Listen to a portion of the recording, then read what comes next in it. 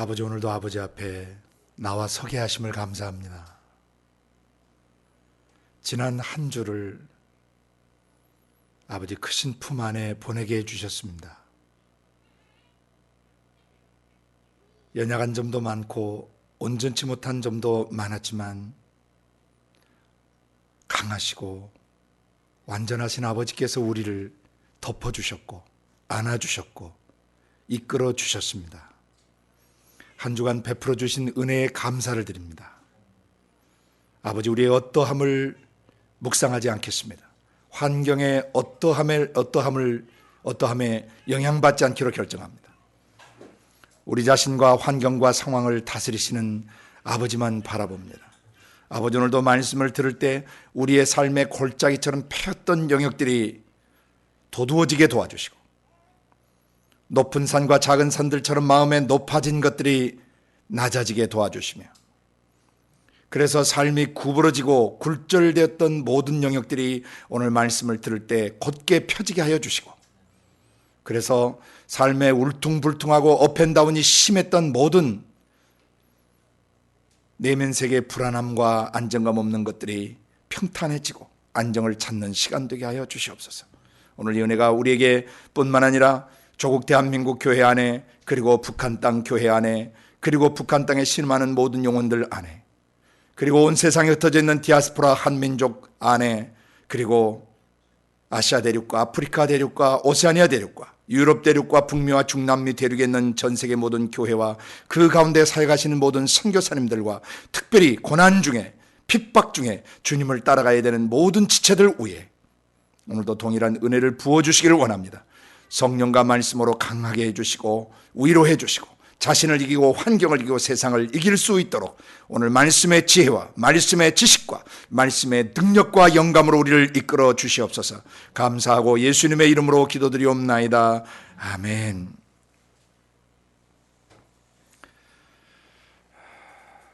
지난주에도 잠깐 광고를 드렸는데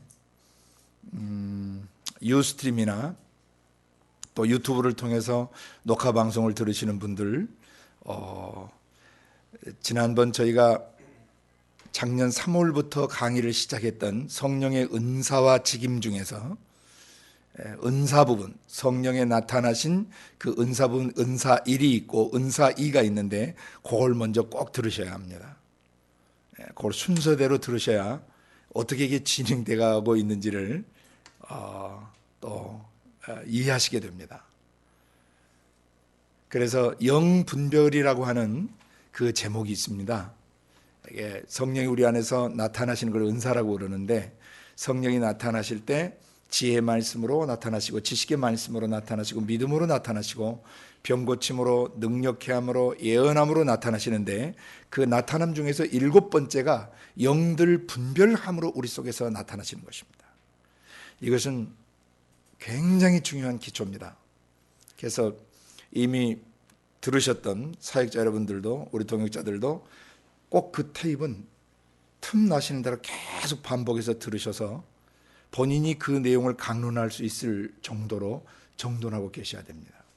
그 기초가 돼 있지 않으면은 성령과 우리 영 사이에 온전한 교제를 갖기가 어렵습니다. 거기에 단순히 영 분별만을 가르치고 있는 게 아니라 하나님의 영이 어떤 영이시고 인간의 영이 어떤 영이며 천사들의 영이 어떤 영이고 또 타락한 천사들인 사단 마귀 귀신들의 영이 어떤 존재인지를 정확하게 설명하고 있습니다. 이 기초가 다져지지 않으면 거듭난 우리 영혼이 신앙생활을 하고 또 우리가 사역을 할 때 성령과 성령의 음성 듣고 성령과 동역하는 것이 굉장히 어렵습니다. 그게 어려우면 어떻게 되냐면 자기 생각, 자기 소견에 좋을 대로 성경을 풀어버리거나 자기 소견이나 자기 경험을 중심으로 또는 자기 영적 체험을 중심으로 어떤 교리적 기반을 자기도 모르게 놔버려요. 그래서 본의 아니게 기록된 말씀의 본문에서 떠나서 사람들이 만든 교리나 인간의 관점에서 본 신학교리나 인간의 관점에서 또 부분적으로 경험했던 어떤 영적 체험들을 교리처럼 자기 영혼의 기초를 삼아버려요. 그렇게 되면은 성령을 제한하시게 됩니다. 안에 계신 성령이 우리를 자유자재로 쓰실 수 없도록 경직되거나 고착되거나 아니면 영의 한 부분을 더럽히거나 오염시키는 결과가 되어서 하나님의 영이 순수하게 기록된 말씀을 가지고 그분을 통해서 나가실 수가 없게 될 수도 있어요. 그래서 영 분별을 1번부터 22번까지 굉장히 깊이 여러 번, 최소 대여섯 번 이상씩 들으셔야 됩니다. 한 테이블, 한 녹화된 내용들을 대여섯 번 이상씩 들으셔서 여러분의 영이 그것을 지각하시고 감각하시고 눈 감거나 눈 뜨거나 어쩔 때든지 그것을 그 영의 상태를 보실 수 있어야 돼요. 그 영들 분별이라는 그 강의 제목을 통해서 굉장히 깊은 그리고 중요한 기반들을 다뤄놨기 때문에 그걸 꼭 반복해서 들으셔야 합니다. 수차례 들으셔야 합니다. 그렇지 않고 그런 기초가 돼 있지 않고 성경을 읽거나 또는 어떤 사역을 하거나 상담을 하거나 또는 하나님께 기도 가운데 들어가게 되면은 거의 대부분 인본주의적 관점에서 하나님을 향해서 막 지절거려요.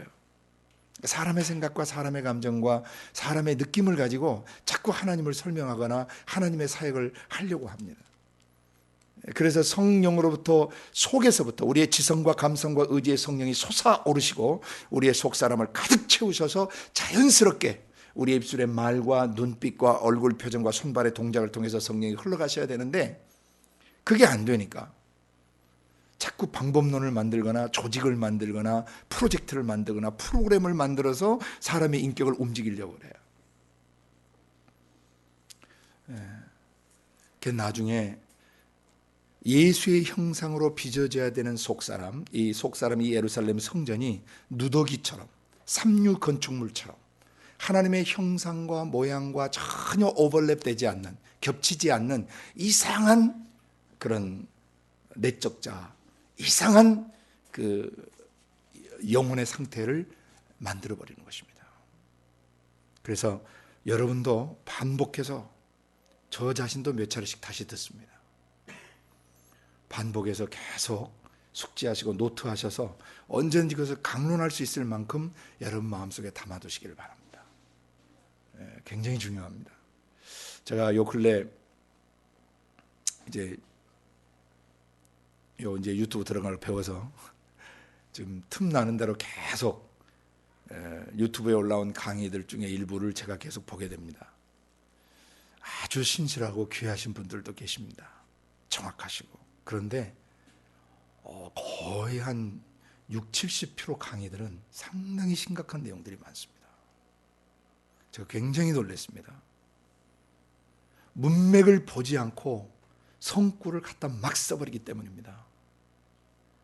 문맥의 흐름을 무시해버려요. 그리고 자기의 드는 생각, 자기 드는 감정 가지고 하나님의 심장에서 나온 말씀책을 보거나 그 말씀책을 통전적으로 책별로 보지 않고 그 다음에 그 문맥을 따라서 보지 않고 그냥 한 구절을 빼내서 몇 구절 연결시켜가지고 자기 생각을 집어넣어가지고 해석을 해버려요. 근데 문제는 나중에 심각한 재판을 받는다는 것입니다. 주인집 종을 맡아 때를 따라 양식을 나눠줄 사람이 누구겠느냐. 만약 주님이 재림하실 때 그렇게 하는 그 사람, 그 종을 보시게 되면 그 종은 정말 복이 있는 사람이라고 그러셨습니다. 바울 사도 고린도서 3장에 경고합니다. 내가 각 사람의 그 삶에 고린도 교인들의 삶에 예수 그리스도라는 기초 기반을 정확히 놔줬는데 누구든지 사역자라는 사람이 와서 그 위에 그 사람의 영혼들을 건축할 때 주의해야 된다는 것입니다. 내가 닦아둔 터, 사도와 선자의 기반 외에 다른 인본주의적 교리나 인본주의 신학, 자기중심적 체험을 기반으로 사람의 영혼을 건축하게 되면 그 공력이 마지막 반드시 불을 통과한 날이 온다고 그랬습니다. 그 공력은 그가 사역한 내용을 말합니다. 그 사역했던 것들이 반드시 불을 통과하게 된다는 것이죠. 그래서 그 사역 내용이 금이나 은 같았을 때는 불을 통과해도 금이나 은은 녹거나 없어지지 않죠. 그러나 나무나 지푸라기 같이 겉보기에는 사역을 잘한 것 같고 숫자가 많고 뭔가 사역을 많은 프로젝트와 프로그램을 진행한 것 같지만은 그것이 불을 통과할 때 만약 나무나 지푸라기 같이 타버린다면 그 사람은 믿어서 개인은 구원을 얻기는 어때 겨우 불 가운데서 얻는 구원 같으리라고 경고했습니다.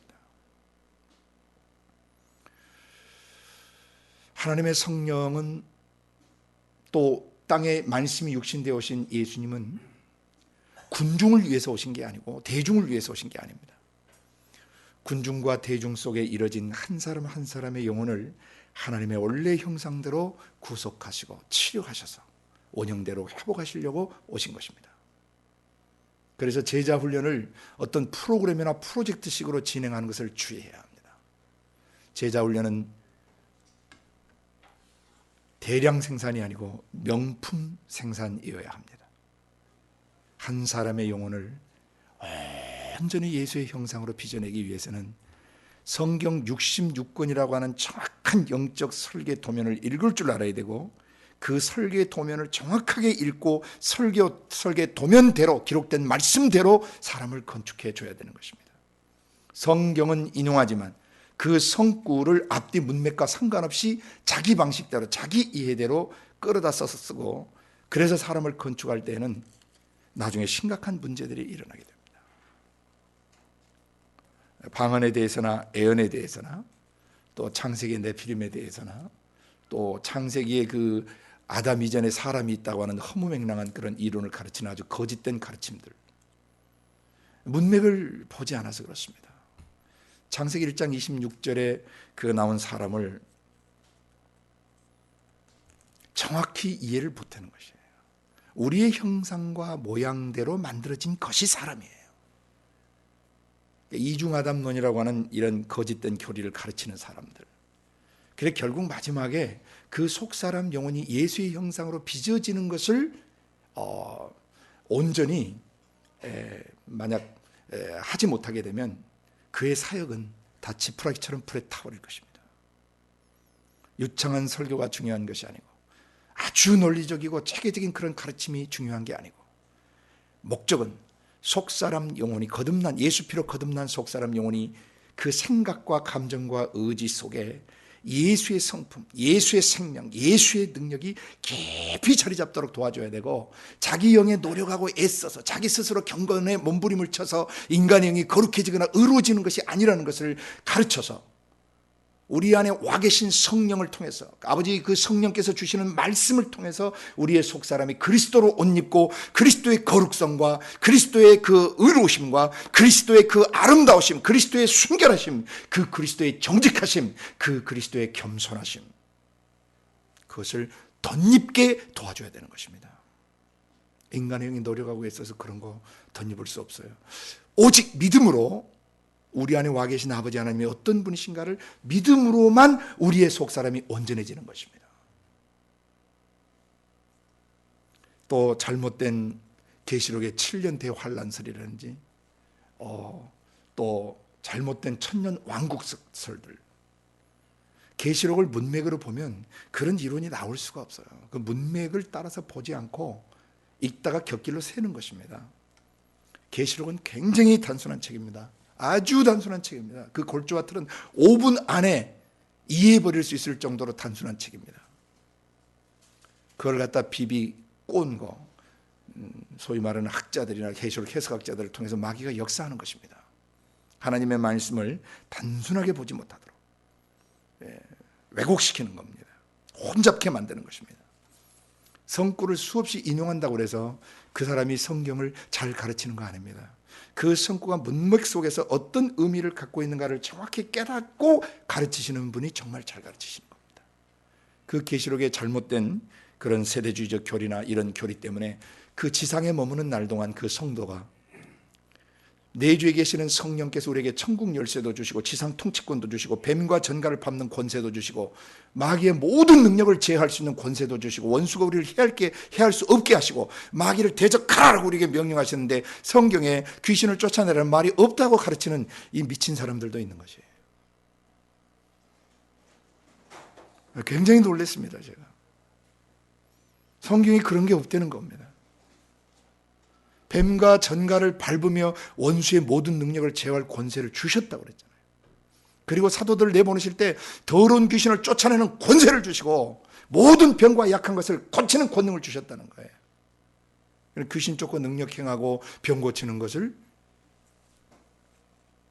아주 부정하고 이상한 것으로 취급하는 정신병자들이 있어요. 근데 그 사람들이 목사예요.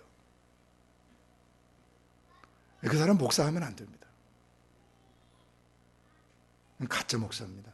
왜? 목자는 양을 예수님께서 먹이라고 하신 내용을 먹이고 예수님께서 돌보시는 대로 성령의 감동을 받아서 그 사람의 영혼을 먹이고 돌보는 사람이 성경이 말하는 목자입니다.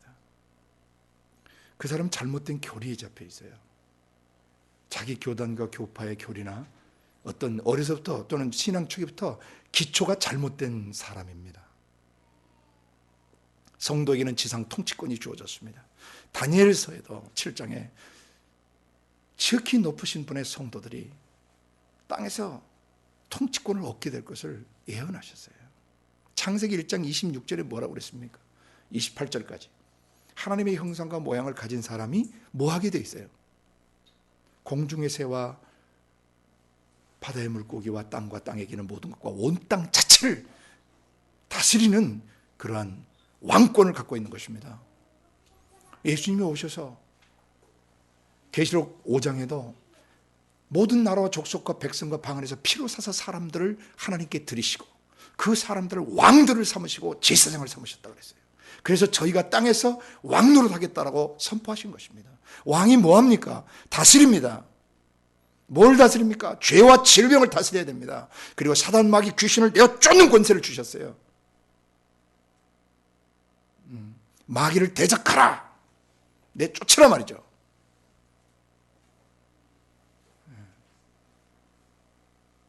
그 외에 아주 정말 희한한 가르침을 가르치는 그런 사람들, 신화적 이야기를 가르치는 그런 사람들을 보게 되는데, 여러분은 지금 여기서 말씀을 준비하고 이방 나라와 민족 속으로 들어가서 정말 아버지 하나님께서 원하시는 교회, 성령과 기록된 66권의 말씀을 기반으로 각 사람을 온전히 세우는 그런 사역을 하실 수 있기를 바랍니다. 그래서 여러분이 지금 배워가고 있는 이 복음서를 기반으로 한 성령이 쓰시는 직임자, 성령이 쓰시는 사역자, 성령이 쓰시는 교사, 성령이 쓰시는 목자, 성령이 쓰시는 전도자, 성령이 쓰시는 선지자, 성령이 쓰시는 사도들, 이런 사람들이 온전히 회복되어야 성도가 온전케 될 수 있다고 그랬습니다.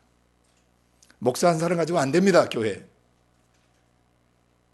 사도적이며 선지자적이며 전도자적이며 목자적이며 교사적 은사를 가진 다양한 그 직임자들이 연합해서 그리스도의 몸을 세워갈 때 그 성도들이 온전케 될 수 있고 그 성도들이 서로에게 사역할 수 있는, 봉사할 수 있는, 사역할 수 있는 사역자로 자라게 되고 그 결과 그리스도의 몸이 전 세계적으로 세워지면서 오실 주님의 길이 예비되는 것입니다. 어쨌든 사도와 선지자들을 통해서 주셨던 이 66권의 말씀, 이 사도의 가르침과 선지자들의 가르침에 절대적으로 우리는 머물러 있어야 할 것입니다. 이것을 절대 기준 삼아야 될 것입니다. 모든 신학교리나 모든 개인적 영적 체험들은 다 참고사항들입니다. 부분적인 것들입니다. 기록된 66권의 말씀을 책별로 정확하게 숙지해 가시는 여러분과 제가 되시길 바랍니다. 지난 시간에 요한복음을 저희가 보면서 성령이 쓰시는 사역자 예수 그리스도께서 어떻게 사역자로 준비되셨고 또 사역을 하는 사람은 어떻게 사도적 제자도 그 1년차 기반을 놔줘야 하는가, 그 양면을 지금 계속 배워가고 있는 것입니다.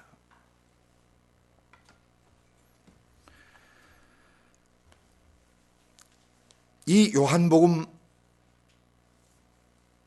1장부터 대략 한 4장 42절 정도까지는 예수님 공생의 사역을 시작하셔서 한 1년 가까이 되는, 정확한 시간대는 나와 있지 않지만 대략 성경학자들이 볼 때 한 1년 정도 되는 시간으로 보고 있습니다. 그래서 예수님이 공생의 사역자로 갈릴리 사역을 본격적으로 하시기 전에 어떻게 준비되셨는가, 이것을 복음서마다 계시하고 있습니다. 특별히 마태, 마가, 누가를 통해서 공관복음의 관점으로 우리가 사역자가 어떻게 준비돼야 되고 사역자가 해야 될 1년차 사도적 제자도 기반사역이 무엇인가를 배워왔습니다. 그리고 지난주부터 요한복음을 중심으로 배워가고 있습니다. 지난 시간에 배웠던 그 말씀을 다시 한번 복습하고 그 깊이들을 조금 더 고찰해보고 좀 하나님께서 가르치신 걸 듣기 원합니다. 지난주에 요한복음 1장 1절부터 18절까지 저희가 한 단락을 읽었습니다. 그 중에서 1절부터 5절까지의 단락을 지난주에 봤습니다. 태초에 말씀이 계시니라. 이 말씀이 하나님과 함께 계셨으니 이 말씀은 곧 하나님이시니라. 여기서 하나님이 누구시냐를 뭘로 소개하고 있냐면 whole logos, the word, 그 말씀으로 설명하고 있습니다. 계시하고 있습니다. 하나님이 누구시냐? 하나님은 말씀이시다, 말이시다, 말하시는 분이시다. 이건 여러분이 창세기 1장 1절부터 3절에서 배우셨습니다. 태초에 하나님이 천지를 창조하실 때 그 하나님은 에베소 4장 6절의 근거에서 볼 때 하나님 한 분이신데 그분은 만유의 아버지시다. 만유 위에 계시고 만유를 관통하시며 만유 안에 계시다라고 그 말씀 우리가 들었습니다. 사도를 통한 가르침입니다. 사도는 하나님을 만유의 아버지로 계시하고 있습니다. 창세기 1장 1절에 하나님은 창조주로서 존재하는 만물의 근원되는 아버지십니다. 만물의 아버지, He is the Father of all 이렇게 되어 있습니다. 그분은, 그 하나님은 God is the Father of all, 존재하는 모든 것들의 아버지시다.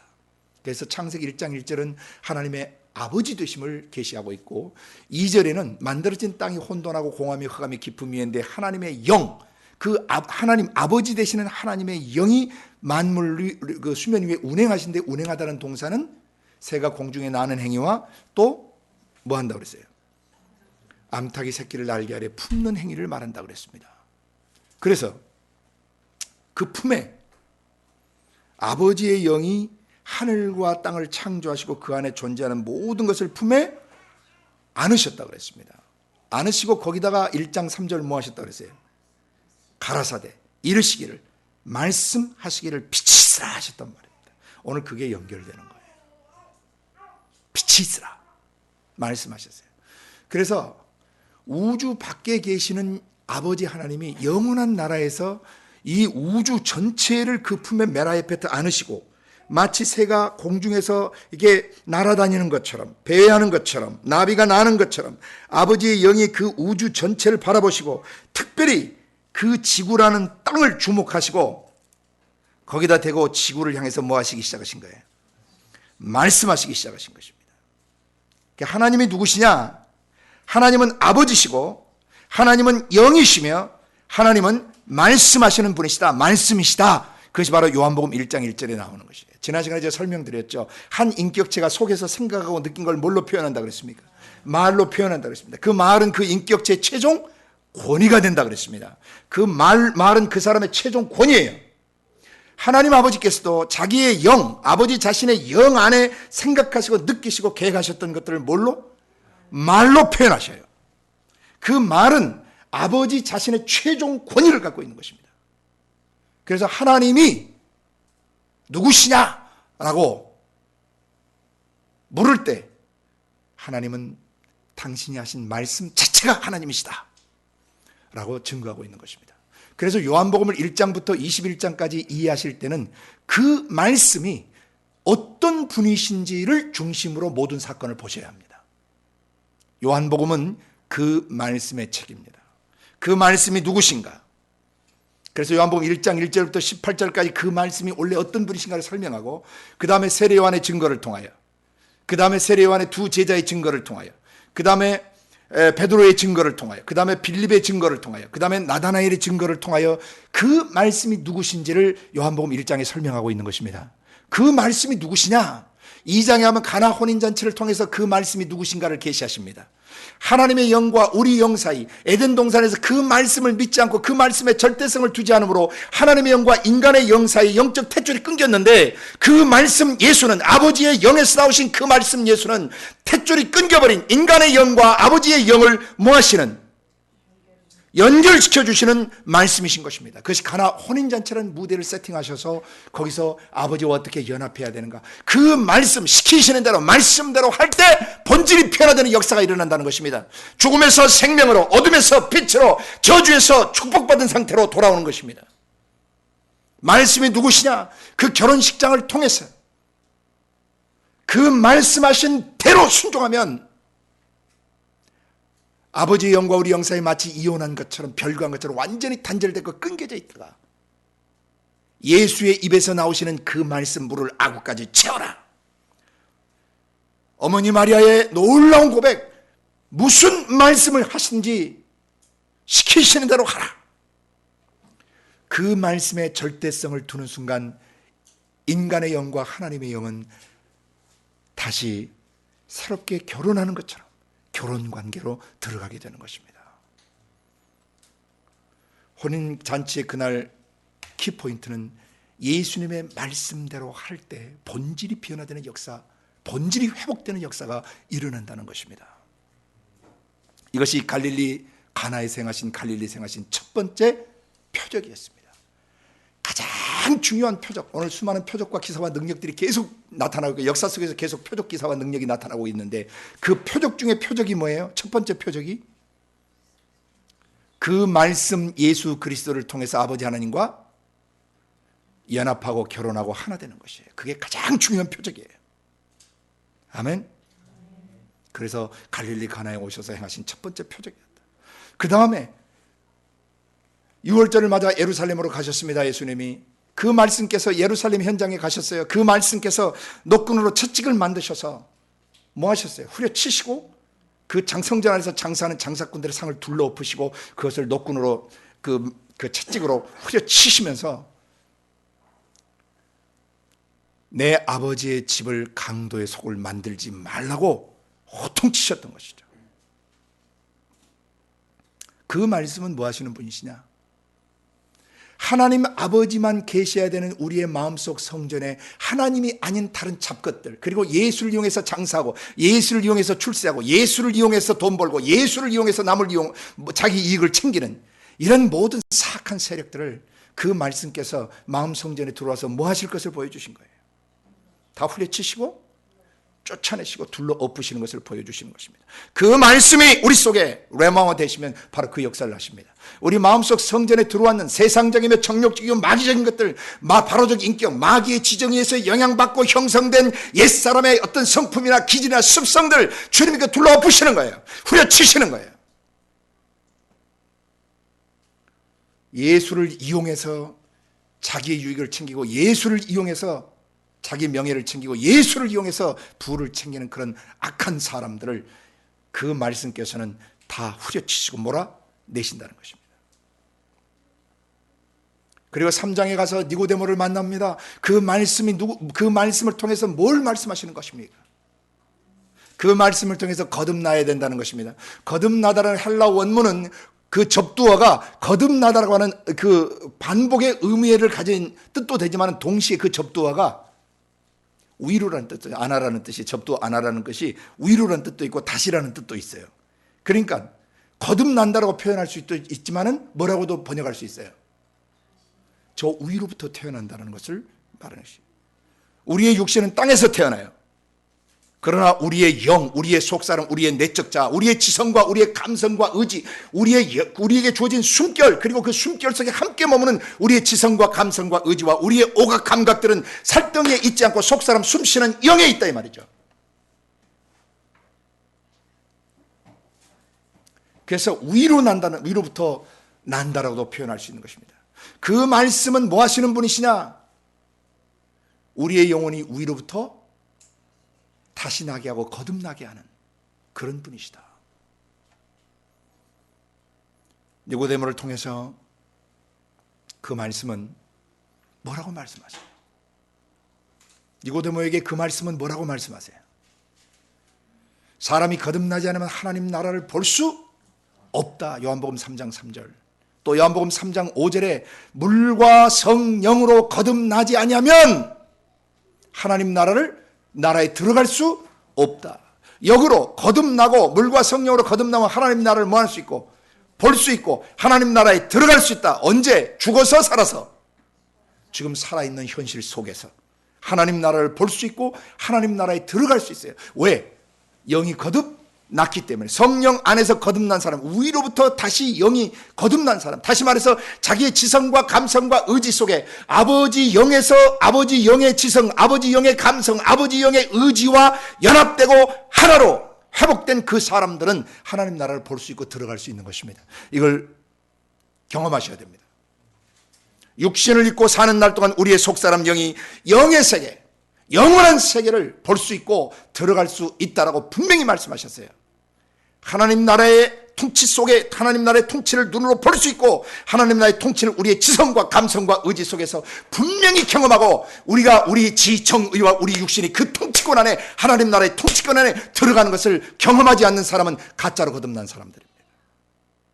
진짜 거듭나면 하나님 나라가 보입니다. 볼 수 있다고 하셨기 때문입니다. 거룩함이 없이는 하나님 볼 수 없다고 하셨고 마음이 청결하지 않으면 하나님 볼 수 없다고 했어요. 역으로 거룩해지고 청결해지면 하나님을 볼 수 있고 하나님 나라를 볼 수 있는 것입니다. 어떻게 보는가? 우리의 지성과 감성과 의지 속에 선명하게 보여주시는데 누가 하시냐면 그 말씀이 하신다는 것입니다.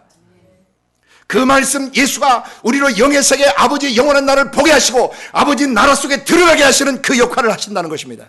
아버지 영에서 나오신 그 말씀이 우리의 지성과 감성과 의지에 깨달아지는 순간 하늘이 열리고 하나님의 마음속에 감추었던 비밀의 경륜이 우리 안에 경험되어지며 열리는 것입니다. 그 말씀 예수는 아버지 영과 우리 영을 하나 되게 만드시고 영의 세계를 우리에게 보여주시며 우리의 영혼이 육체 안에서 영의 세계, 영의 통치권 안에 들어가는 것을 경험시켜 주시는 분이십니다. 그 말씀 예수, 그 말씀은 우리를 거듭나게 하시는 분이시다. 그리고 나서 사람들이 막 세례를 주는데 수많은 사람들이 세례 요한에게 세례를 받던 사람들이 전부 예수님께 몰려오기 시작합니다. 그래서 세례 요한의 제자들이 선생님 다 갑니다. 다 갑니다. 저 예수 선생한테 다 가버립니다. 그때 세례 요한이 놀라운 고백을 합니다.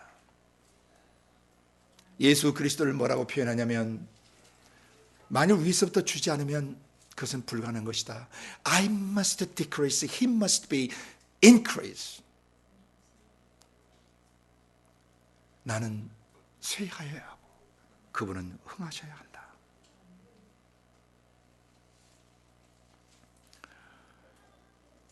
I must decrease, he must increase. 그분은 흥하셔야 돼요. 그러면서 뭐라 하냐면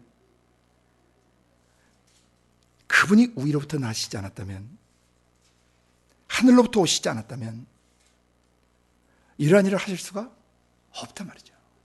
그러면서 하나님의 보내신 자는 하나님의 말씀을 하나니 이런 하나님의 성령을 한량없이 부어주시기 때문이라고 증언하는 것입니다. 예수님은 성령에 의해서 보냄받으신 그 말씀이십니다. 그 말씀이 누구시냐? 위로부터 오신 분이십니다. 그 말씀은 누구시냐?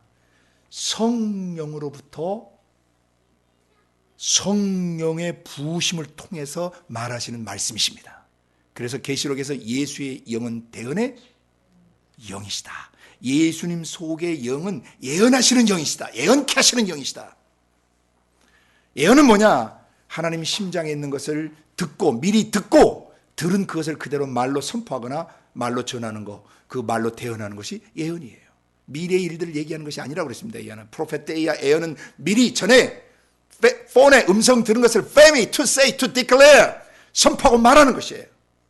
그걸 하는 사람을 프로파테스에서 선지자, 영어의 prophet, 예언자라고 하는 것입니다. 단순합니다. 예언은 미래냐 현재냐 과거를 말하는 것이 아니라, 미래를 말하는 것이 아니라고 그랬어요. 미래만 말하는 것이 아니라 과거 문제든 현재 문제든 미래 문제든 시간과 상관없이 하나님이 말씀하신 것을 미리 듣고 대언하는 것이에요. 과거의 일을 말할 수도 있습니다. 현재 일을 말할 수 있습니다. 미래 일도 말할 수 있습니다. 예언은 시간에 제한받지 않는 것입니다.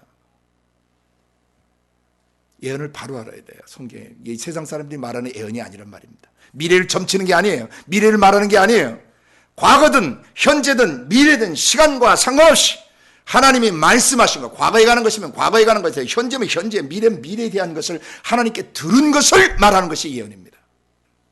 본 것이 없이 들은 것이 없이 예언하는 것은 전부 가짜 선지자들이에요. 가짜 예언자들이에요.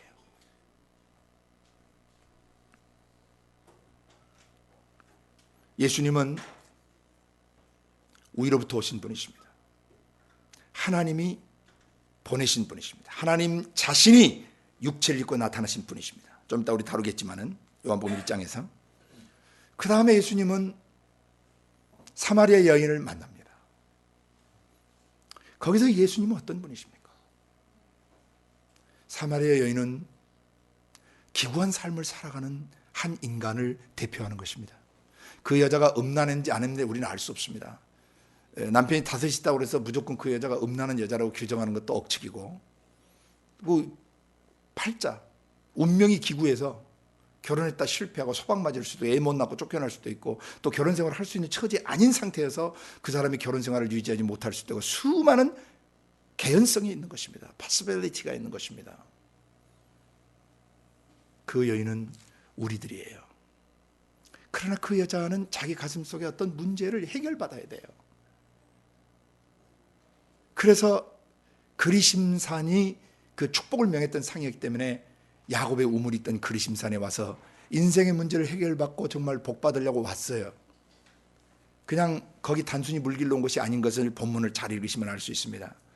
예수님이 이 물을 이 마시는 자마다 다시 목마르느니와 내가 주는 물을 마시는 사람은 영원히 목마르지 아니하고 영생하도록 그 속에서 솟아나는 샘물이 되겠다 하자 이 여자가 뭐라고 그러냐면은 주여 이런 물을 내게 주사 내가 여기 물길로 오지 않게 해 주옵소서. 여기 물길로 온 목적이 뭐였다는 것이에요? 자기 영혼의 목마름, 자기 삶의 갈등, 자기의 사고방식과 감성체계와 의지, 자기 영혼 안에, 자기 내면 세계 안에 심각한 문제가 있었던 것이다. 타는 목마름이 있었고 방황이 있었고 갈등이 있었어요.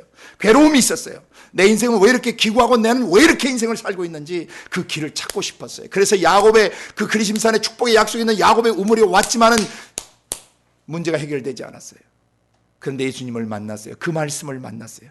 여자여 내 말을 들으라 하시죠. 예수님이 이 산에서도 말고 예루살렘에서도 말고 예배를 특정 장소에서만 드려야 된다고는 고집스러운 사람들의 그 잘못된 편견을 깨버리신 거예요.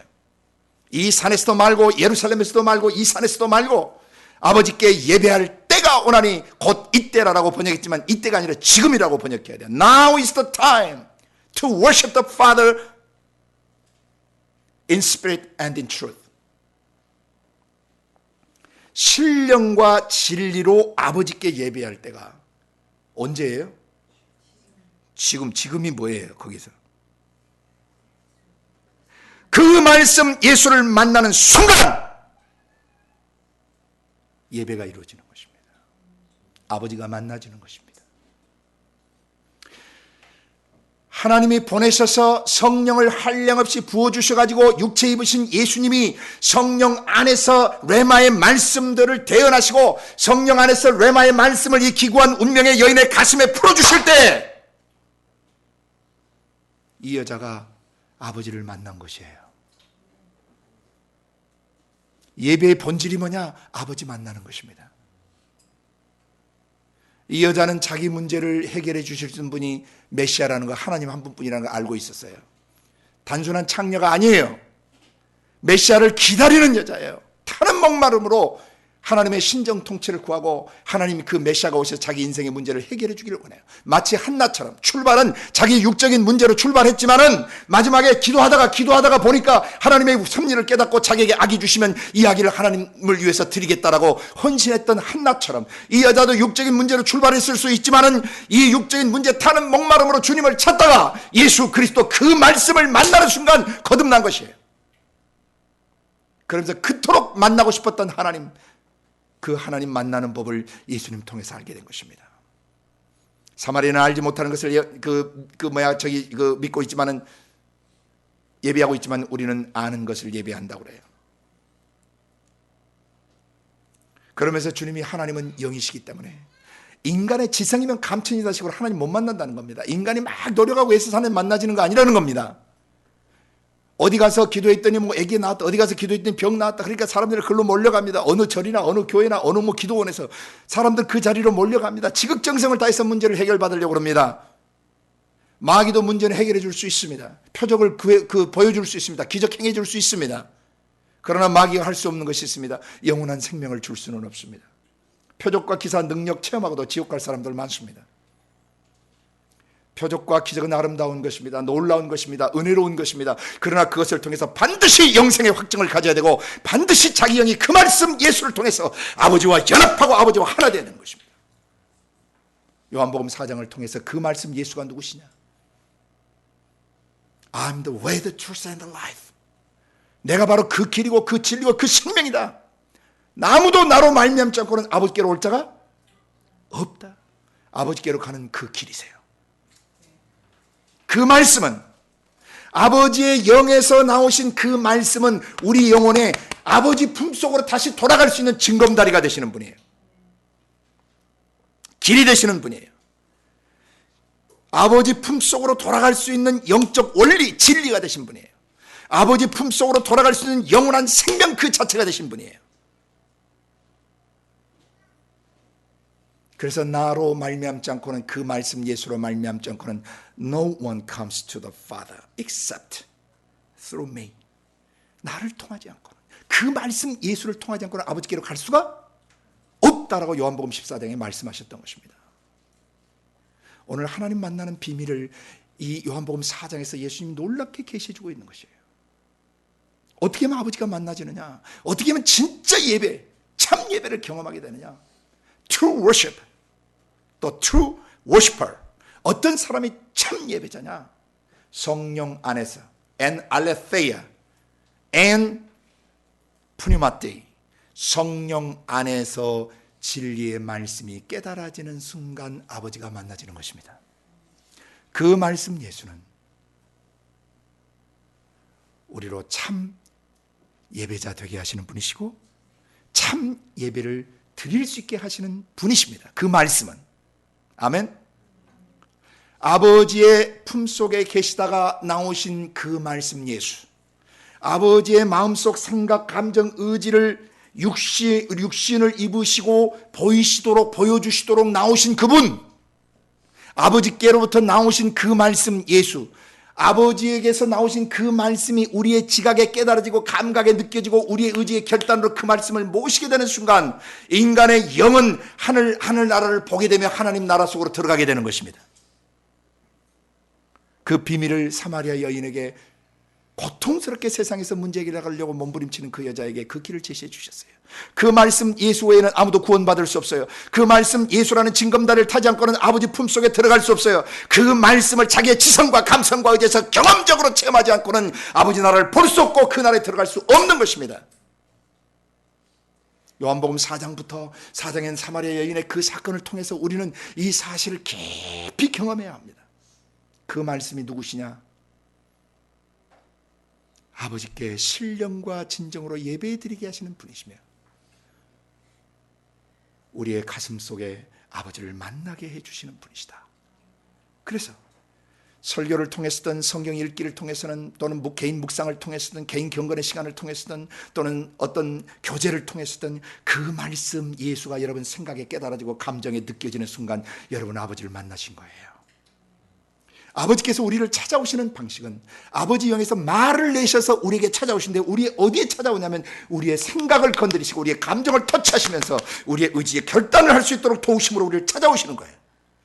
만약에 그 말씀 예수를 가슴으로 모시고 우리의 생각 속에, 감정 속에, 의지 속에 전인격적으로 그 말씀을 모셔드리는 순간 우리는 거듭나는 것이고, 그 순간 우리의 영은 역으로 그 말씀을 깨달았기 때문에 그 말씀을 근거로 해서 그 말씀을 징검다리, 스태핑 스톤 삼아서 아버지의 품속으로 우리가 들어가게 되는 것입니다.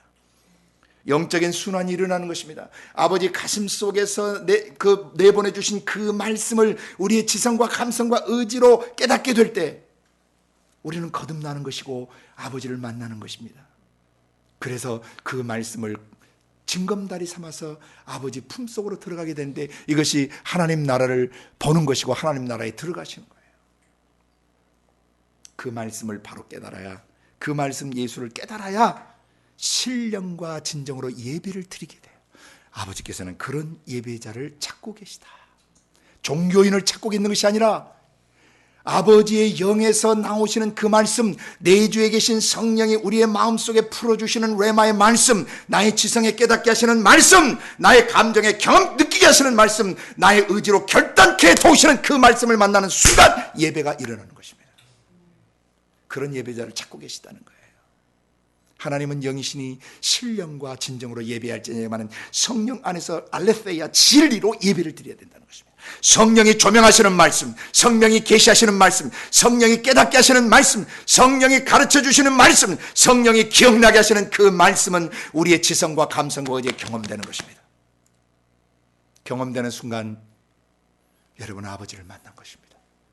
우주 밖에 계시고 우주 공간 안에 꽉 차 계시고 만유 위에 계시고 만유를 관통하시며 만유 안에 내주에 계시는 그 내재에 계시는 그 아버지가 내 가슴 속에서 만나지는 것입니다. 이것이 예배입니다.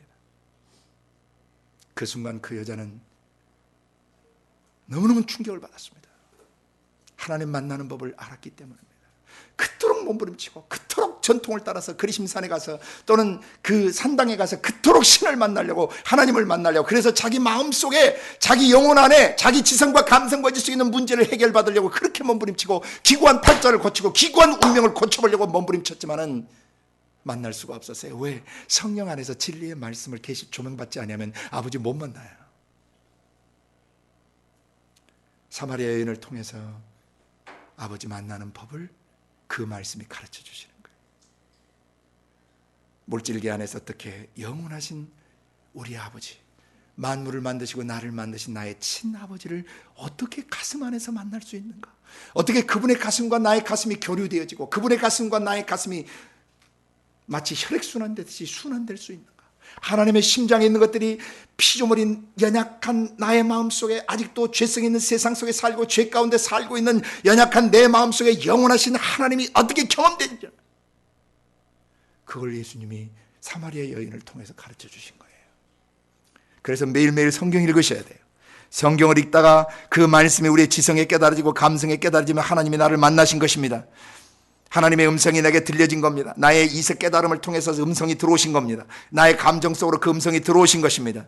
그리고 나의 의지의 결단을 도와주시는 것입니다. 이 말씀대로 살게 해주시는 것입니다. 그때 여러분은 하나님의 말씀을 모셨고 말씀을 받았고 여러분에게서도 예수 능력이 그대로 나오는 것입니다. 우리는 좀 이따 1장으로 돌아가서 육신 입으신 그 예수가 얼마나 그 말씀 예수가 얼마나 우리에게 완전한 그 계시를 모델을 계시를 주셨는지를 보시게 될 겁니다. 매일 성경 읽다가 생각에 깨달아지고 감정에 깨달아지는 그게 예배예요.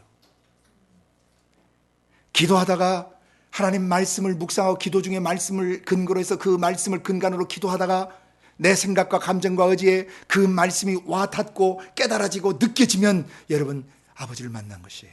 그게 예배예요. 기도하다가 기도가 예배가 되는 거예요. 찬양하다가 true worshiper, 참된 예배자가 되는 것이죠. 일상 일을 하다가 설거지를 하다가 가사 일을 돕다가 또는 직장에서 직장 생활하다가 또는 사업하다가 세상의 일을 보다가 친구를 만나다가 그 말씀이 내 생각을 터치하시고 내 감정을 터치하시고 나의 의지를 도우시게 되면 여러분은 아버지를 만난 거예요. 그 시간에. 이 산에서도 말고 예루살렘에서도 말고 특정 장소에서 예배 드리는 것이 잘못됐다는 것이 아니라 그 특정 장소를 정해서 예배 드릴 수 있는데 그 장소에 와야만 예배가 이루어진다고 하는 것은 잘못된 것이라는 것입니다. 또 우리가 하나님과 만나기로 약속한 9시 예배, 11시 예배 또는 뭐 오후 3시 예배, 저녁 예배 우리가 시간을 정해놓고 아버지와 만나기로 했어요. 아버지가 우리를 기다리세요. 그 시간을 정해서 예배 드리는 것이 잘못된 것이 아니라 꼭 특정 시간에만 예배를 드려야만 된다고 하는 것은 문제가 있다 이것입니다. 예배는 24시간 풀로 어떤 장소에든지 드려질 수 있는 것입니다. 화장실에서도 가능합니다. 설거지하다가도 예배는 가능합니다. 성령 안에서 진리의 말씀을 만나고 그 말씀과 교제하는 곳, 그곳이 화장실이든 부엌이든 일터든 대인관계 속에 있던 어떤 상담하는 시간이든 상관없이 예배가 이루어진 것입니다. 예배가 경험되는 것입니다. 프로스큐네오라는 예배는 두 가지 중요한 의미를 갖고 있다고 그랬어요. 프로스, 어떤 인격체를 향하여. 큐네오, 입맞추다. 입맞추는 행위에 두 가지 뜻이 있어요. 굉장히 높은 분에게 경의를 표할 때, paying respect 할 때 우리는 입을 맞춰요. 존경의 표시로. 또 하나, 아주 사랑하고 친밀한 관계 있을 때, 부모 자식 간의 연인 사이에, 또 친구 사이에 정말 껴안고 볼에다 입을 맞추면서 입맞춤을 합니다. 그것은 극도의 친밀감, 우정, 사랑을 표현하는 것입니다. 그러므로 프로스큐네오라고 하는 어떤 인격체를 향하여 입을 맞추다라는 단어인 프로스큐네오, 예배로 번역된 이 단어는 그 속에 중요한 두 가지 의미를 내포하고 있다는 것입니다. 뭐 하는 것입니까? 하나님을 향한 극도의 경외심을 가져야 돼. 존경심을 가져야 돼. 그리고 또 하나님을 향한 말할 수 없는 친밀감을 가져야 돼요. Deep respect, honoring God. 깊은 존경심입니다. Reverence, 경외심들. Fearing God, 하나님을 공경하는 것, 경외하는 것. 그것 플러스 intimacy, 아주 친밀한, 정겨운 그런 관계를 아버지와 갖는 것, 그것이 예배예요. 예배에 근엄한 것만 있고 친밀함이 없다. 그 가짜 예배예요. 온전치 못한 예배예요. 예배에 막 친밀함만 있고 공경심이 없다. 경망스러운 예배죠. 예배 안에는 자유와 기쁨이 충만하면서도 말할 수 없는 극도의 존경심이 있고 경외심이 있고 동시에 말할 수 없는 친밀감이 있는 것이에요.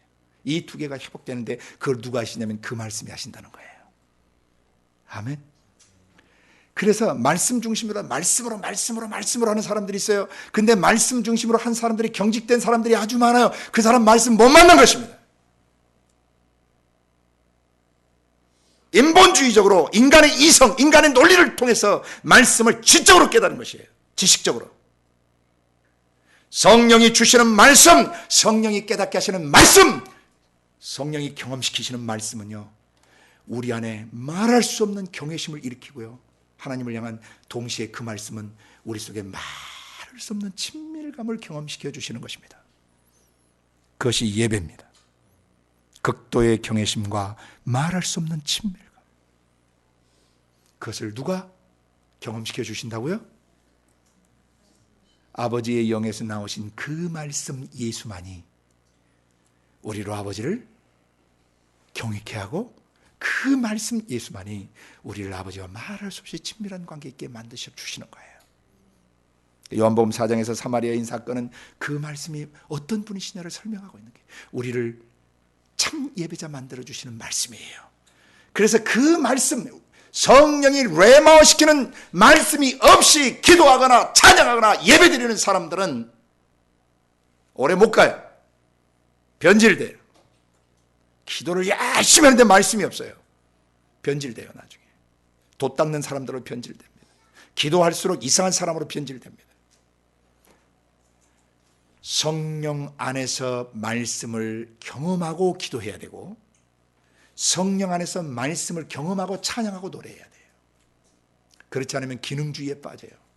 어떤 기능적 역할만 해요. 기계적인 역할, 펑셔널한. 악기는 잘 다뤄요. 노래도 잘해요. 목소리도 좋아요. 근데 그 안에 뭐가 없어요? 하나님을 경외케 하고 하나님을 따뜻하게 만나주게 하는 그것이 흐르지 않아요. 왜? 그 말씀이 기본되어 있지 않기 때문이에요. 그런 소리는 두 번 듣기 힘들어요. 들으면은 힘들어요. 생명이 없기 때문이에요. 그런 악기 연주는 아무리 연주를 잘해도 한 번 듣고 나면 두 번 듣고 싶지 않아요.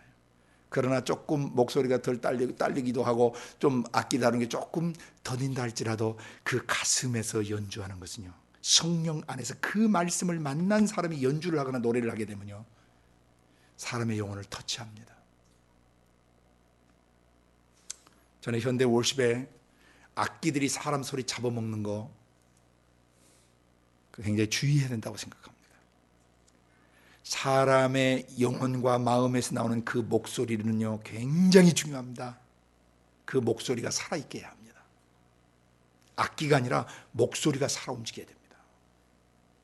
악기는 도와주는 거죠. 도와주는 거예요. 그렇게 요한복음 1장부터 21장까지 여러분은 한 장 한 장, 다시 5장에 넘어가면 이제 또 뭐가 나옵니까? 4장 후반부에 갈릴리 가나에 가서 행하신 두 번째 표적이 있습니다. 왕의 신하의 아들을 고칩니다. 거리가 떨어져 있습니다. 그런데 그 말씀이 뭐 하실 수 있어요? 거리가 떨어져도 왕의 신하의 아들을 고치실 수 있어요. 치유하세요. 그 말씀은 치유하세요. 다음에 요한복음 5장에 또 넘어가면은 여러분 38년 된 병자가 베데스다 목가에 쓰러져 있는 것이 있습니다. 그 사람이 누굴 만났습니까? 그 말씀을 만났습니다. 그 말씀을 만나자 그 말씀이 뭐라고 하셨습니까? 홀로고스께서 뭐라고 말씀하셨습니까? 병이 벌써 오랜 줄 아시고 네가 낫고자 하느냐 물으셨어요.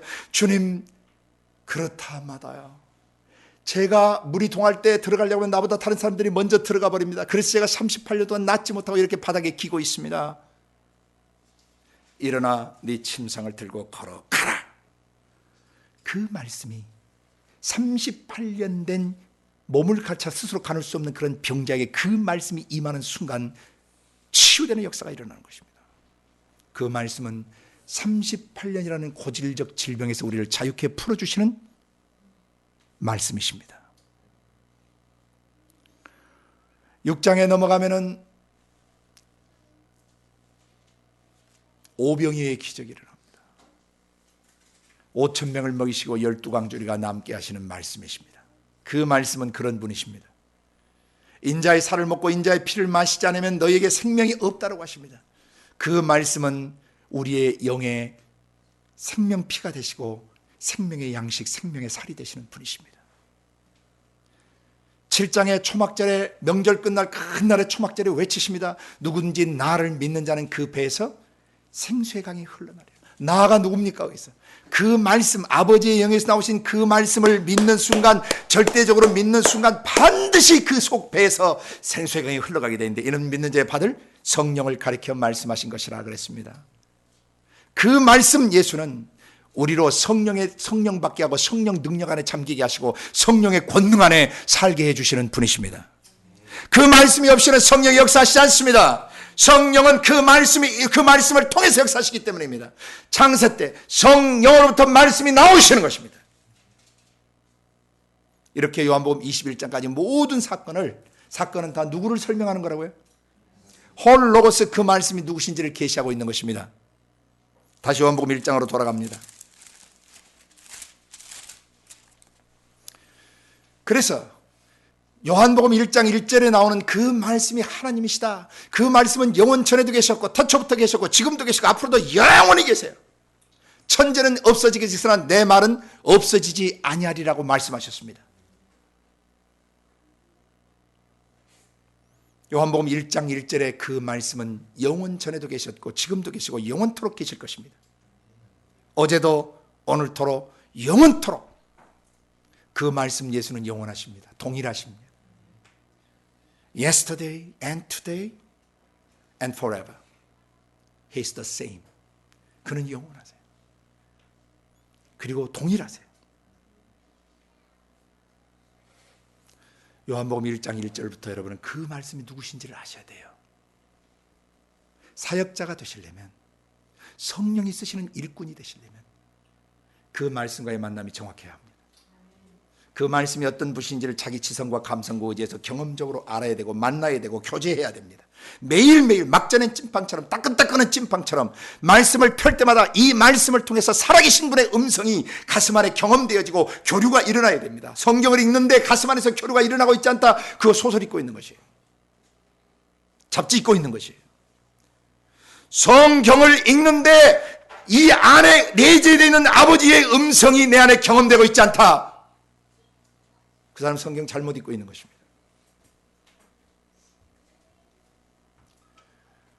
기록된 말씀, the written word, 이 기록된 말씀은 아버지의 심장에서 나오던 언어를 매 시대를 살아가는 선지자들이 성령의 감동하심을 받아서 하나님께 받아서 말했고 기록했던 책입니다.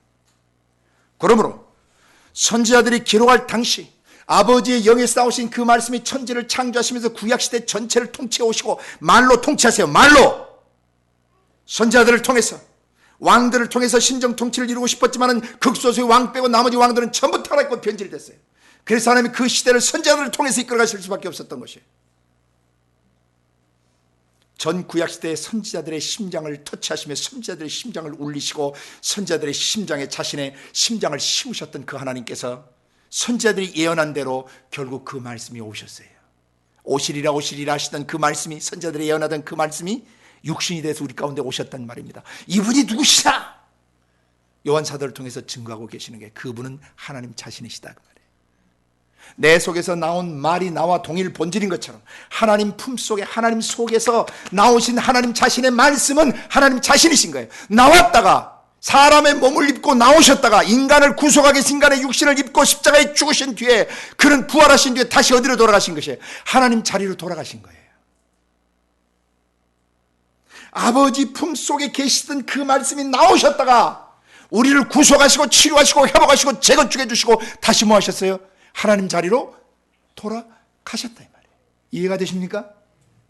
나와 아버지는 하나이니라. 내가 비록 육신을 입고 왔다마는 이 말은 내 말이 아니고 육신에서 나온 육신의 말이 아니고 아버지의 영에서 나온 아버지 자신의 말씀이시다 말이에요. 그러므로 나와 아버지는 하나이니라. 내 아버지가 나보다 크다라고 말씀하신 것은 육신을 입으셨기 때문에 예수님의 행동 반경은 제한을 받으셔요. 그러나 아버지는 육신을 입으신 예수님보다 크시다 이 말이에요. 예수님 육신 안에 계신 아버지는 예수님 육신의 제한을 받지 않으시고 커요. 육신을 입고 나타나신 아들보다 더 크시다 말이에요. 이해가 되십니까? 요한복음 1장 1절에 그 말 자체가 누구시다? 하나님이시다. 그래서 하나님을 만나시려면 뭘 하셔야 돼요? 말을 하셔야 돼요. 하나님이 하신 말을 알아먹어야 하나님을 만나시는 겁니다. 말씀을 모르면 하나님 모르는 거예요. 말씀을 머리통 지식으로 알면 하나님 모르는 거예요. 가슴으로 그 말이 음성화돼서 만나셔야 돼요. 그걸 누가 하시냐면 성령이 도와주시는 거예요. 기록된 말씀을, written word를 the living word, 살아 움직이는 말씀으로, 육화되신 말씀으로 경험케 하시는 분은 아버지 자신의 영이십니다. 아버지 자신의 영이 우리 속에서 우리의 지성과 감성과 의지를 터치하시면서 그 말씀, 기록된 말씀, 그리고 그 오신 the living word, 살아계신 그 말씀 예수를 우리 안에 경험시키고 예수님 말한 것을 다 생각나게 하시고 모든 것을 우리에게 가르쳐 주시는 거예요. 1장 2절에 그가 태초에 하나님과 함께 계셨다고 다시 언급합니다. 말은 하나님과 함께 계세요. 말이 여러분 속에 오시면 하나님이 함께 계시는 거예요. 하나님을 사랑하는 자는 그분이 하신 말을 지키는 자라고 하셨어요. 나를 사랑하는 자는 내가 말로 명령한 그 명령, 말씀의 명령을 지키는 자다. 나를 지키면 어떻게 되느냐? 그는 아버지께 사랑을 받을 것이고 나도 그에게 나를 나타낼 뿐만 아니라 우리가 저에게 와서 거처를 저와 함께 하겠다고 약속하셨어요. 내 말에 거하라. 그러면 나도 너희 안에 거하리라. 내 안에 거하는 자는 아버지 안에 거하고 내 안에 거하지 않는 자는 아버지 안에 거하지 못해요. 왜? 아버지 영이시 나오신 말씀 안에 거하면 내 영혼이 아버지 안에 거하는 것입니다. 내가 처소를 예비하러 간다. 요한복음 14장에 말씀하셨습니다. 가서 처소를 예비하면 나 있는 곳에 너희도 함께 얘기하겠다. 나 있는 곳이 어디예요? 아버지 영, 아버지 말씀 아니에요. 거할 곳이 많아요. 그리고 3절 지난번 말씀드렸던 거 지난주 말씀드렸지만 그 안에 뭐가 있다? 그 말씀 안에 생명, 조에 영원한 생명이 있다. 말 속에 뭐가 있다? 생명이 있어. 죽은 것을 살려버려요. 나사로야 일어나 나와라. 신경 다 죽고 세포가 막 죽어서 나흘씩 썩어 들어가고 냄새가 나고 있다 이 말이에요. 그런데 죽어버린 것을 향해서 뭐예요? 그 말이 그 시체가 닿자 그 시체가 뭐 해버려요? 소성돼 버린단 말입니다. 말 속에 생명이 있어요. 말 속에 생명이 있습니다. 소녀야 내가 네게 말하노니 달리타 콤마시니 소녀가 일어나 버린단 말이에요. 말에 생명이 있어요. 청년아 내가 네게 말하노니 일어나라 라고 하니까 나인성 과부의 아들이 관 속에 있다가 빨딱 일어난다 이 말이에요. 말 속에 생명이 있어요. 말 속에 창조력이 있다라고도 말씀드렸고 말의 창조력, 마른 땅에 말씀이 닿는 순간 풀들이 돋아나기 시작하고 과일나무가 돋아납니다.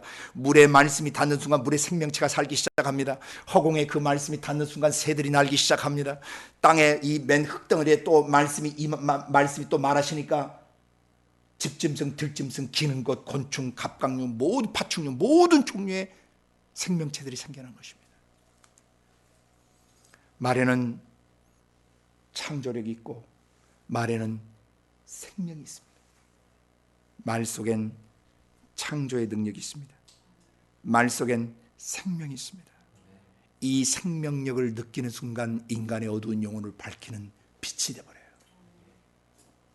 생명이 경험되는 순간 자기 생각, 자기 감정, 자기 의지에서 그 말씀이 생명화돼, 육화돼, 자기 지성을 터치하고 감성을 터치하고 의지를 터치하는 순간 그 말씀은 우리 안에 동력을 일으키면서 엄청난 헌신의 능력과 위탁의 능력과 생명을 건 충성과 위탁을 일으킴과 동시에 생명의 현상을 일으킴과 동시에 그것이 환한 박하사탕 같은 빛으로 변해버려요. 내가 어떻게 살아왔고 태내기를 어떻게 보냈고 영유아기를 어떻게 보냈으며 아동시절과 청소년기와 청년기와 지나온 장년기와 또 노년일 경우 노인일 경우는 지나온 과거의 삶이 어땠는지를 그 말씀이 뭐 해버려요? 빛으로 서치라이트처럼 지나온 삶을 쫙 비춰주세요. 그런데 이 빛은 한순간만 비치는 것이 아니었고 빛이 어둠에 비추기를 어떻게 하셨다고요? 계속해서 습관적으로 반복적으로 비춰오셨다는 것입니다. 그런데 어둠이 깨닫지 못했다는 것입니다. 그래서 그걸 깨닫게 해주려고 하나님께로부터 보냄받은 사람이 하나 나왔습니다. 6절입니다. 이것을 깨닫게 해주려고 하나님께로서 보내심을 받은 사람이 났으니 이름은 요한이다. 그 자리에 여러분 이름을 넣어야 되겠죠 이제. 네? 이런 사실을 뭐 하려고? 깨닫게 하려고 하나님께로서 보내심을 받은 사람이 났으니 이름은 여러분 자신이라. 왜? 우리는 세례요한적 사명을 갖고 있어요. 이 빛을, 이 생명을, 이 창조를, 이 말씀을 뭐 해야 돼요? 전달해야 돼요. 우리는 말씀을 실어나는 나귀가 되어야 합니다. 그 말씀을 모시고 가는 나귀가 되어야 합니다. 그 말씀을 모시고 가는 준마여야 되고 그 말씀을 모시고 영적 전쟁터에 달려가는 백마여야 됩니다. 이 보배를 우리 질그릇에 가졌다라고 바울 사도는 표현했습니다. 아버지의 영에서 나오시는 그 말씀, 그 말 자체가 하나님 자신이시고 그 말 속에 하나님의 신성이 깃들어 있고 그리고 그 말 속에 창조의 능력이 있으며 그 말 속에 생명이 있고 그 생명이 느껴질 때 말씀이 우리의 내면을 비추는 빛으로 변하셔요. 빛의 역사를 하셔요. 주의 말씀은 내 발의 등이요 내 길의 빛이라고 하셨어요. 나는 세상의 빛이라고 주님이 얘기하셨어요. 그리고 천지 창조 때 빛이 있으라라고 말씀이 첫 번째 자기의 빛 되심을 드러내셨어요. 그 빛은 아버지와 아버지의 영과 아버지의 영에서 나오신 그 말씀이 어떤 분이신가를 계시하고 있는 것입니다. 그 만드신 만물 속에는 그의 영원하신 능력과 신성이 깃들어 있다라고 말씀하신 대로 그 빛 속에는 아버지 하나님이 어떤 분이시고 아버지 영이 어떤 분이시며 아버지 영에서 나오신 그 말씀이 어떻게 빛 되시는가를 보여주신 것입니다. 빛은 더러운 것들을 죽입니다. 살균합니다. 세균을 죽입니다. 그리고 빛은 사람의 뼛속을 통과합니다. 그리고 빛은 생명현상을 일으킵니다. 원적에서 생명의 빛이죠. 그 빛이 없이는 광합성 작용을 할 수 없고 사람도 살아갈 수가 없습니다. 그 빛은 생명을 일으키는 것입니다. 생명의 빛입니다. 이 빛에 대해서 우리는 깊은 연구를 해야 합니다. 눈에 보이는 물질계의 빛, 보이는 빛과 보이지 않는 빛을 연구해서 이 빛 속에 담겨진 그의 영원하신 능력과 신성이 무엇인가를 깨달아 알아가야 합니다. 우리가 빛을 개발하기는 개발했지만 겨우 X선이나 감마선 이 정도 아주 저급한 수준에 우리가 머물러 있는 것입니다. 어쨌든 세례 요한은 보내심을 받는데 뭐 하기 위해서 보내심을 받느냐 7절에 저가 증거하러 왔는데 뭐에 대해서? 곧 이 빛에 대해 증거하고 그래서 모든 사람으로 뭐 하려고? 자기를 인하여 자기를 통해서 믿게 하려고 보냄을 받은 것입니다. 그러나 그는 이 빛 자체가 아니고 이 빛 예수 그리스도에 대하여 증거하러 온 자다. 참빛, 진짜 빛이다. 트루 라이트. 곧 세상에 와서 각 사람에게 비치는 빛이 있었다. 이게 미완료 시상이에요. 빛이 있었나니. 그러니까 이 있는 동작이 마무리되지 않고 계속해서 반복되고 계시는 것이죠. 예. 그리고 10절 그가 세상에 계셨으며, 이때도 미완료 시상에 계시다는 동사가. 계시는 동작이 끝나신 적이 없어요. 완료되신 적이 없어요. 계속 계세요. 그 상태가. 세상에 계셨으며 세상은 그로 말미암아 그 빛, 그 말씀, 그 생명 통해서 뭐였는데 지은 바 되었는데, 되었을 때 세상이 그를 알지 못하였고, 자기 땅에 오셨지만 자기 백성들이 그 빛을 영접하지 않았어요. 그러나 12절 영접하는 자, 그 앞에 목적어가 빠졌어요. 우리말은 그 빛, 그 말씀, 홀 로고스와 그 생명, the life, the light, 홀 로고스, the word, 그 말씀을 영접하는 자, 이렇게 되어 있어요. 목적어가 들어가 있습니다. 그 말씀이 생명이시고 빛 되신 것을 그대로 받아들이는 사람들, 영접하는 사람들, 곧 그 이름을 믿는 자들. 그 이름이 뭐냐면 예수 구원자, 구원해 준다는 것을 믿는 자들에게는 하나님의 자녀가 되는 권세를 주셨다. 그 말씀이 오셔서 궁극적으로 하시고 싶은 것은 자녀됨의 권세를 회복시켜 주시기 위해서 오신 거예요. 하나님의 말씀을 받으면 신들이 되기 때문입니다. 하나님과 같은 신이 된다는 것이 아니라 아버지의 신성을 그대로 덧입고 그 신성을 흘러보내는 통로자가 된다는 뜻이에요. 그래서 13절 이는 혈통으로나 육정으로나 사람의 뜻으로 나지 아니하고 오직 하나님께로서 난 자들이니라. 그 말씀을 받아들이면, 영접하면, 그리고 그 말씀이 구원자 예수가 구원의 나를 구원해 주신다는 걸 믿으면 하나님의 자녀가 되는 권세를 회복받습니다. 이는 혈통이나 사람의 뜻으로 나지 않고 오직 하나님께로서 신으로부터 태어나는 것입니다. 아멘. 시간이 많이 지나서 오늘 여기까지, 다음 시간에 그 부분을 계속 이어서 이번 시간에 좀 더 보충하고 다음 시간에 좀 더 하기로 합니다.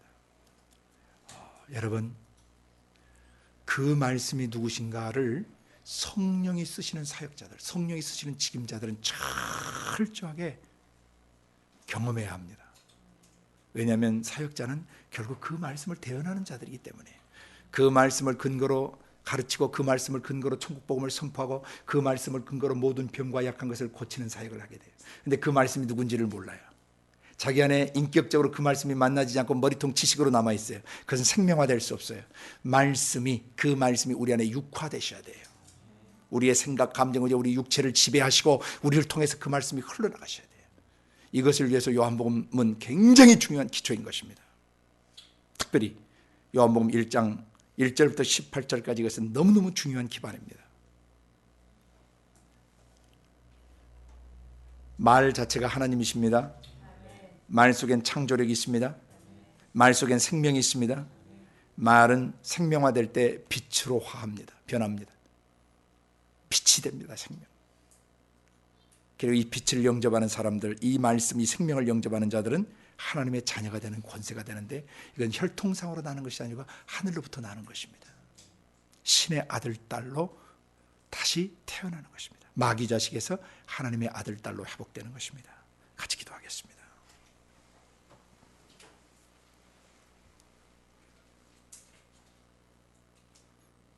아버지 하나님, 요한복음을 주셔서 감사합니다.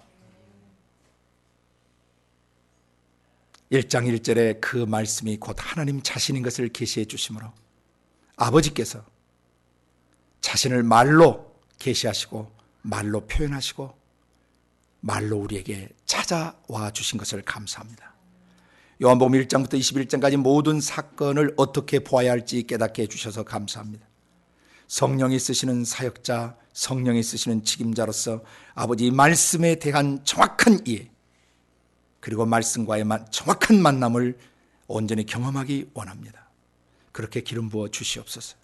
그래서 일생이 그 말씀을 모시고 가고 그 말씀과 동역하고 그 말씀과 창조의 역사를 이루고 그 말씀과 치유의 역사를 이루고 그 말씀과 함께 사람들에게 생명을 주고 그 말씀과 함께 어둠을 밝히는 빛이 되게 하여 주옵소서. 감사하고 예수님 이름으로 기도드리옵나이다. 아멘.